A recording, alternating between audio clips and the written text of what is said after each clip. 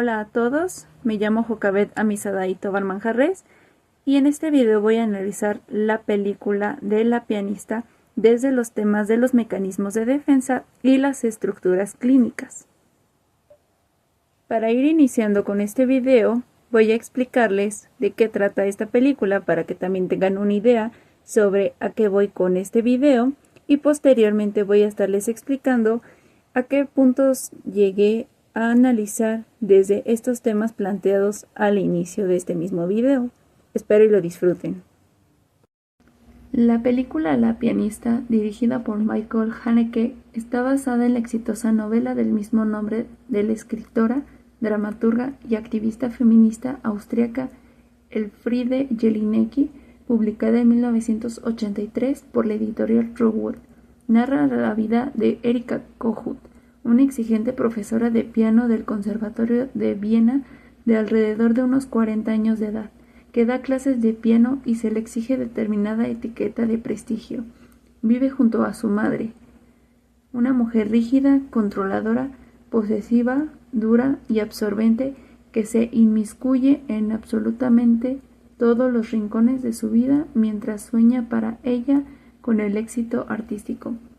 Como vía de escape ante la presión maternal y el asfixiante entorno del conservatorio, Erika acude a espectáculos pornográficos, disfrutando de forma escatológica y voyerista del sexo furtivo de las parejas que acuden a los autocines y aislándose de cualquier contacto humano porque, como ella misma dice, no tiene sentimientos, y aunque algún día los tuviera, no predominarían sobre su inteligencia. Asimismo, ella se libera emocional y sexualmente mediante la autolesión masoquista. Y en medio de esa batalla existencial, su imperio se desmorona cuando un estudiante de ingeniería llamado Walter, un joven dotado con un talento excepcional para tocar el piano, se empeña en convertirse en su alumno, pero con un objetivo más carnal, seducirla. Debido a esta situación, Erika le propone mantener una relación BDSM o conocida como sadomasoquista consensuada, pero él rechaza la relación consensual por considerarla una patología. Conforme pasa la película, la relación entre ambos se va deteriorando, a tal punto de que Walter interrumpe su casa para golpearla y violarla, por lo que la protagonista se da cuenta de la realidad de sus fantasías sexuales, es decir, ver que los deseos que quería cumplir no eran como los pensaba. Uno de los aspectos importantes a analizar en la película La pianista es con respecto a los mecanismos de defensa psíquicos encontrados en Erika, por lo cual se han observado tanto mecanismos de defensa complejos como primitivos. Uno de los mecanismos encontrados en la protagonista es el de vuelta a sí mismo o a sí misma, la cual significa que es el proceso por el cual la pulsión reemplaza un objeto independiente por la propia persona y este se caracteriza por ser un mecanismo primitivo. Esto quiere decir que cuando la pulsión no encuentra un objeto en donde satisfacerse, este regresa hacia el yo de la persona y el cual se puede expresar o se puede satisfacer por el propio cuerpo. Durante la película es notable que Erika presenta esta incapacidad para externar la agresión hacia los objetos, así como poder satisfacer sus deseos sexuales de forma aceptable dentro de la sociedad, por lo cual se pueden encontrar dos tipos de pulsiones en ella. La primera es la pulsión escópica, que tiene que ver con observar hacia el exterior. Se puede observar que Erika presenta dificultades para establecer relaciones sexuales de forma satisfactoria con otras personas, por lo cual es muy difícil para ella poder mostrar su sexualidad. Es por ello que acude a lugares para adultos y a autocinemas para poder observar a otras personas teniendo relaciones sexuales y asimismo poder recoger pañuelos con fluidos corporales de otras personas y asimismo poder tener contacto a través de esos estímulos. La segunda pulsión que también llega Erika a satisfacerse en ella misma es la pulsión sádica. En este caso se manifiesta por dos situaciones en particular. La primera principalmente por esta incapacidad de poder externar la agresión durante las relaciones sexuales. Es por ello que ella llega a autolesionarse cortándose en su zona íntima. Y la otra forma de satisfacer esta pulsión sádica es cuando tiene dificultades para externar ira o desacuerdos a otras personas. Es por ello que a lo largo de la película se puede presentar que Erika difícilmente pueda estar en contra de su madre, y cuando llega al punto crítico, cuando Walter llega a maltratarla y abusar sexualmente de ella en su propia casa y llega a encontrárselo en la última escena, es por ello que Erika, en vez de poder externar esa agresión o ese sentimiento de injusticia por ese maltrato, llega a apuñalarse a sí misma con un cuchillo que trae en su bolso. Y al contener la emoción es cuando regresa a su casa y se va de ese lugar.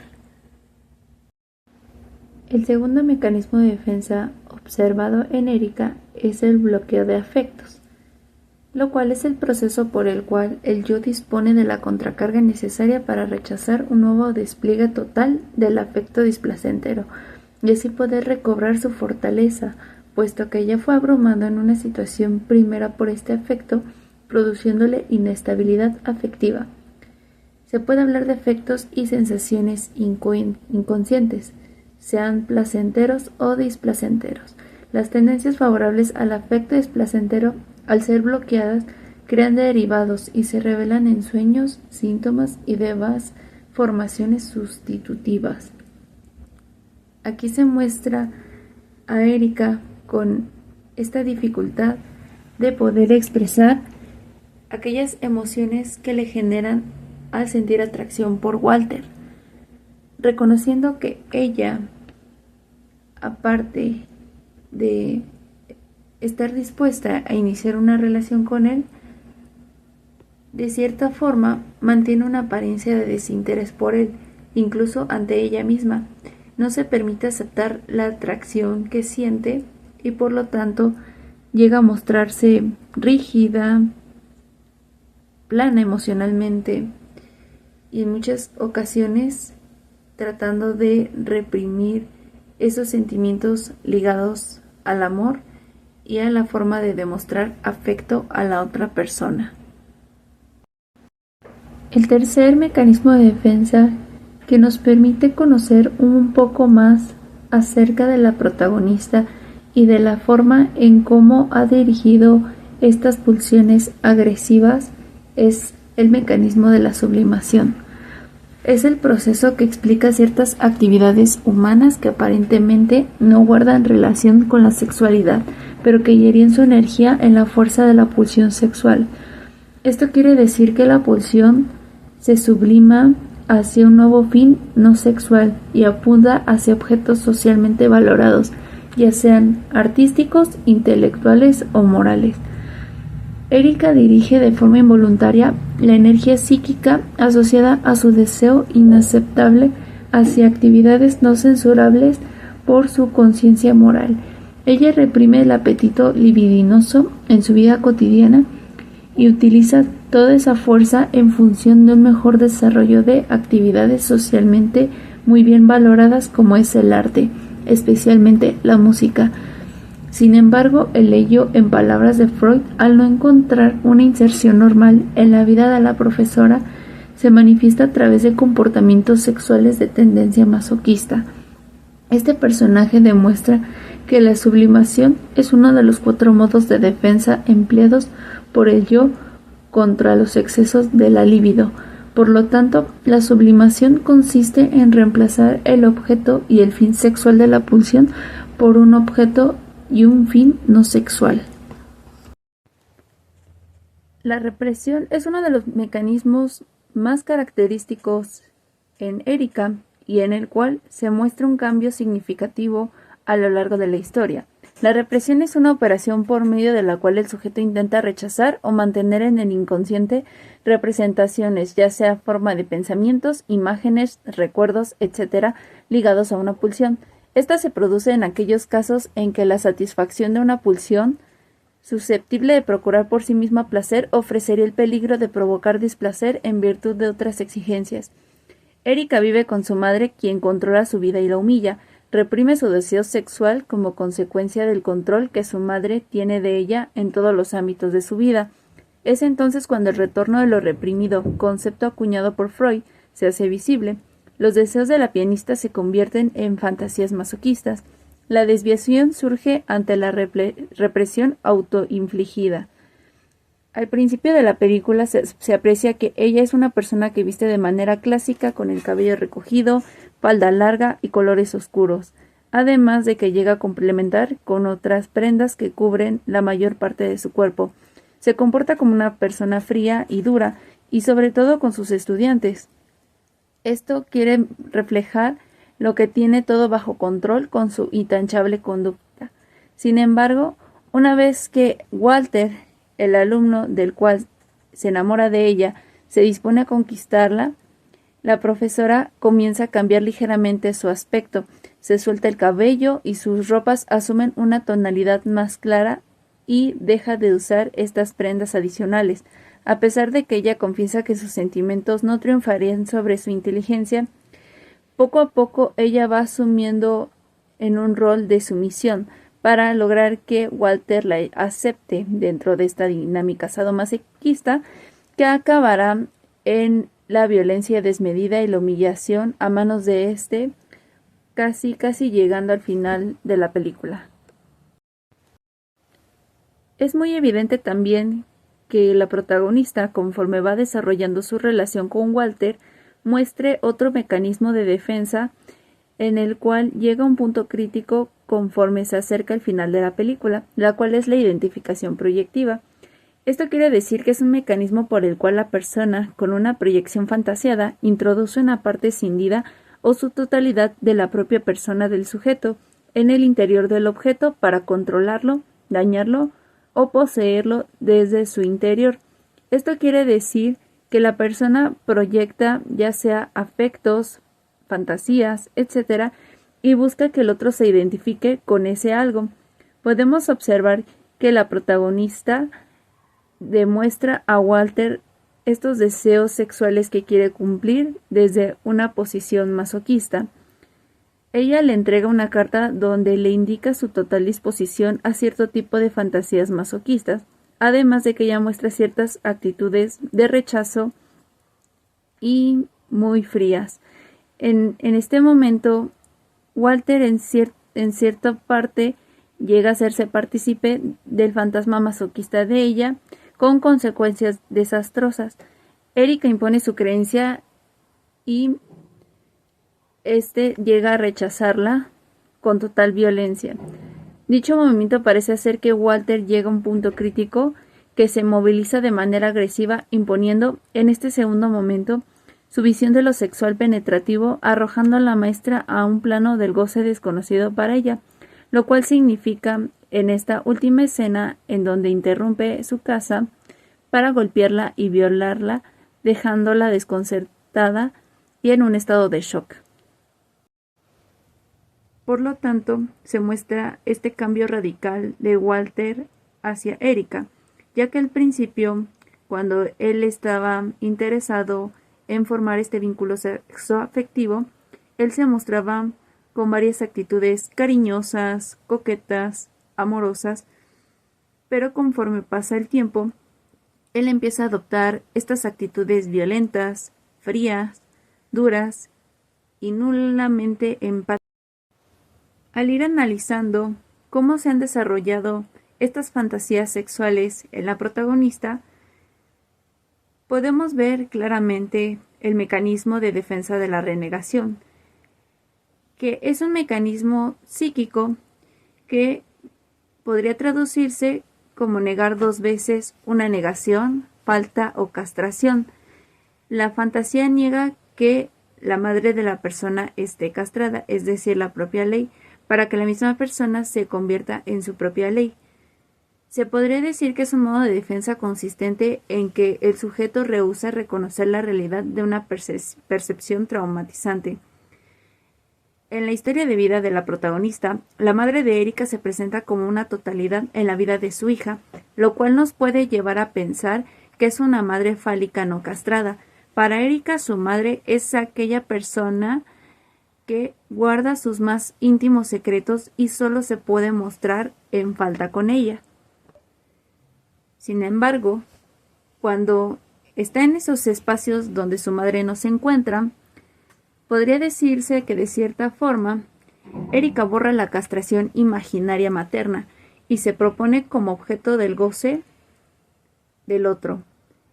Con estas tendencias voyeuristas y sadomasoquistas, podemos ver que quiere ver escondido detrás de una cortina lo que el objeto es allí su mirada oculta, mientras que por la otra parte, en el lado masoquista, el sujeto se hace objeto del goce. Estas mismas formas de ver estas perversiones lo menciona Laura Bacarreza en el capítulo 4, Las estructuras clínicas, del libro El trabajo analítico. Por último, otro mecanismo que también es muy importante no dejarlo a un lado es el de identificación con el agresor. Este concepto fue acuñado por el psicoanalista Sándor Ferenczi en 1932 y después reformulado por Anna Freud en 1936. Este mecanismo que aparece en el sujeto que, enfrentado a un peligro exterior, usualmente a una figura de autoridad, se identifica con su agresor, ya sea reasumiendo por su cuenta la agresión en la misma forma, ya sea imitando física o moralmente a la persona del agresor, ya sea adoptando ciertos símbolos de poder que lo designan. Identificarse con una agresión involucra a la víctima de este daño convirtiéndose en lo que el agresor exige de ellos, actuando con este mismo rol o empatizando con su abusador.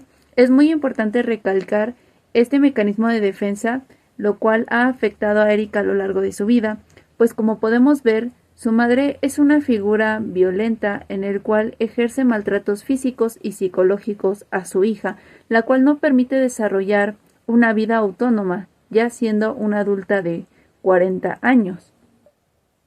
Y al inicio de la película se puede observar las diversas formas en las que la madre de Erika llega a controlar a su hija, siendo una de estas pegándole cuando llega tarde a su casa, también rompiendo joyas o prendas que Erika compra de otras tiendas cuando ella intenta adaptar su propio estilo de vestir, etc.